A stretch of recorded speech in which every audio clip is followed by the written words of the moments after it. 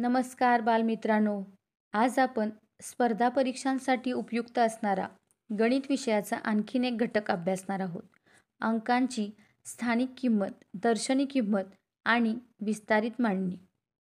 सर्वप्रथम दर्शनी किंमत म्हणजे काय ते आपण समजून घेऊया. कोणत्याही संख्येतील अंकाची दर्शनी किंमत ही त्या अंका एवढीच असते, म्हणजेच तोच अंक किंवा जो अंक आपल्याला दिसतो तेवढीच किंमत. याच्याशी संबंधित आपण एक उदाहरण पाहूया. 4,32,434 या संख्येतील एकक, शतक व लक्ष स्थानावर असलेल्या 4ची दर्शनी किंमत ही 4च असते. म्हणजेच या ठिकाणी 4 हे कोणत्याही स्थानावर असू दे, पण त्याची दर्शनी किंमत मात्र 4च असते. आता आपण स्थानिक किंमत म्हणजे काय ते अभ्यासूया. संख्येतील अंकाची स्थानिक किंमत ही तो अंक ज्या स्थानावर आहे त्यानुसार ठरते. आता याच्याशी संबंधित एक उदाहरण अभ्यासूया. इथे समोर तक्त्यामध्ये संख्या दिली आहे 9,99,99,999. आता या संख्येमध्ये प्रत्येक स्थानावर 9 हा अंक आहे, परंतु या 9ची स्थानिक किंमत स्थानानुसार वेगवेगळी आहे. जसं की एकक स्थानावर असलेल्या 9ची स्थानिक किंमत असेल 9, हजार स्थानावर असलेल्या 9ची स्थानिक किंमत असेल 9,000 आणि कोटी स्थानावर असलेल्या 9ची स्थानिक किंमत असेल 9 कोटी. यावरून आपल्याला असं लक्षात येतं की संख्येतील अंकाची स्थानिक किंमत ही तो अंक ज्या स्थानावर आहे त्यानुसार ठरत असते. तर स्थानिक किंमत काढण्यासाठी आणखीन एक महत्त्वाची गोष्ट लक्षात घ्या. अंकाची स्थानिक किंमत बरोबर अंक गुणिले स्थानाची किंमत.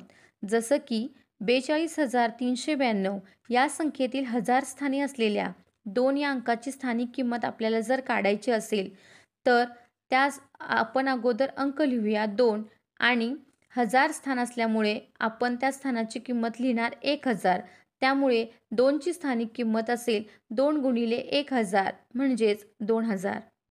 स्थानिक किंमत आणि दर्शनी किंमत या बाबतीत आपल्याला 2 गोष्टी महत्त्वाच्या लक्षात ठेवायच्या आहेत. त्या म्हणजे 0 या अंकाची स्थानिक आणि दर्शनी किंमत ही 0च असते.